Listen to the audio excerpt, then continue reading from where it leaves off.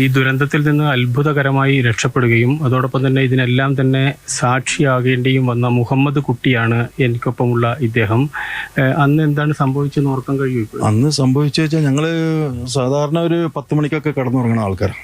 കാരണം ഒരു കുടുംബങ്ങളൊക്കെ ഉണ്ടായതുകൊണ്ട് അന്ന് 11 മണി പെട്ടെന്ന് ഉറങ്ങിപ്പോയി. 11, 11:30, 12 മണിയായപ്പോഴത്തേന് ഫസ്റ്റത്തെ പൊട്ട് ഇതിലെ പോയിക്കുന്നു. അത് കണ്ടിട്ട് ആ ശബ്ദം കേട്ടിട്ട് ഞങ്ങളെ കൊണന്ന് വീട്ടിൻ്റെ മുകളിലേക്ക് എല്ലാവരും ഒച്ചമുളിയായി വീട്ടിൻ്റെ മുകളിൽ കയറി നിന്ന്. അപ്പോൾ താഴ്ഭാഗത്തേക്ക് നോക്കുമ്പോൾ താഴ്ഭാഗത്തിൻ്റെ വീടുകളൊക്കെ ഒലിച്ചു വയ്ക്കുന്നു, എല്ലാ ആൾക്കാരും വയ്ക്കുന്നു. അതിൽ ഞങ്ങൾ എന്ത് ചെയ്യണമെന്ന് വെപ്രാളത്തിൽ അപ്പോഴത്തേന് ഈ വീട്ടുകളിലെ ആൾക്കാരൊക്കെ ഇതിൻ്റെ മുകളിൽ ഓടി വന്ന് കയറി. അപ്പോൾ ഇതിന് ഡോറൊക്കെ തുറന്ന് എല്ലാവരും ഇതിൻ്റെ ഈ വീട്ടിലെ ആൾക്കാർ, ഈ 3 വീട്ടിലെ ആൾക്കാരും ഇതിൻ്റെ മുകളിൽ വന്ന് കയറി രക്ഷപ്പെട്ട്. പിന്നെ വരുന്നത് 1:30 മണി തൊട്ട് 1:40, 1:30 മണി, 2 മണി, 2:30 ആ സമയത്താണ് രണ്ടാമത്തെ പൊട്ട് ഇതിൽ നേരെ വരുന്നുകൊണ്ടിരിക്കുന്നത്. അപ്പോഴൊക്കെ നമ്മൾ ഉറച്ചു പോയി, നമ്മൾ പോയി എന്നുള്ളത് ഉറച്ച് അതിന് രക്ഷപ്പെടില്ല എന്ന്. അപ്പോൾ അതിന് രണ്ടാമത്തെ പൊട്ട് ഇതിലിങ്ങനെ വന്ന് ഇതിൽ 2 ഭാഗത്തു കൂടി ഇങ്ങനെ ഒഴുകി പോകണം. അപ്പോൾ ഈ തൊട്ടടുത്ത വീട് അതിൻ്റെ ഉള്ളിൽ ആളുണ്ടായിരുന്നു, ഈ വീട്ടിൽ ആളുണ്ടായിരുന്നു. അതായത് അതിൻ്റെ വീട്ടിൽ പിന്നെ 5, 6, 7, 2, 3 കുട്ടികളും അവര് 4-5 ആള് മൊത്തത്തിൽ. അവര് വീട് പൊളിഞ്ഞ വെച്ചാൽ ഇങ്ങനെ മുകളിലത്തെ സ്ലാബ് ചെരിഞ്ഞു നിന്നു. അതുകൊണ്ട് അതിന്റെ സൈഡിൽ കൂടെ കയറിയിട്ട് ഓടി ഇങ്ങോട്ട് കേസിലായി. അതിലൊരു ഗർഭിണി, ഒരു ചെറിയ 1.5 വയസ്സായ കുട്ടി. കാരണം അവർക്ക് കോറലും ഇതൊക്കെ പറ്റിയിട്ടുള്ളൂ. എന്നാലും ദൈവം കാത്ത് രക്ഷപ്പെട്ടു അവര്. പിന്നെ 3ാമത്തെ പൊട്ട് വെട്ടുമ്പോൾ എല്ലാവരും ഇവിടെ തന്നെയുണ്ട്.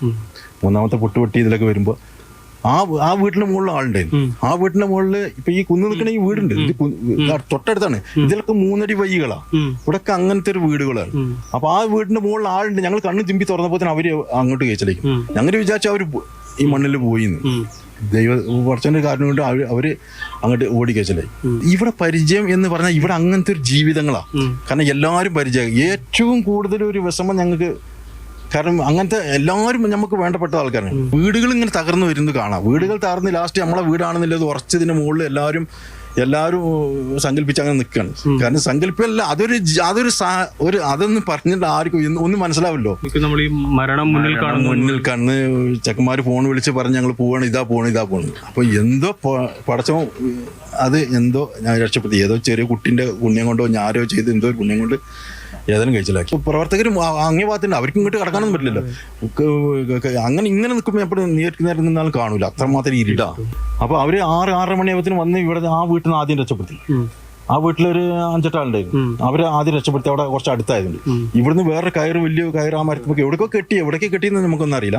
ഇതിലൊക്കെ കുറെ മരങ്ങളൊക്കെ ഇട്ട് ഈ മരത്തുമ്മ കൂടെ കുറെ ആൾക്കാർ. പിന്നെ അവിടെ 2-3 രോഗികളൊക്കെ ഉണ്ട്. 2 രോഗികൾ, കാലുകൊണ്ട് വയ്യാത്തൊരു സ്ത്രീ, അങ്ങനെയൊക്കെ ഉണ്ടെങ്കിൽ അവരൊക്കെ എടുത്ത് താങ്ങി അങ്ങനെയൊക്കെ അക്കരയ്ക്ക് രക്ഷപ്പെടുത്തി. അവിടെ സുബ്രഹ്മണ്യേട്ടൻ എന്ന് പറഞ്ഞാൽ അവരെ വീട്ടിൽ കൊണ്ടിട്ട്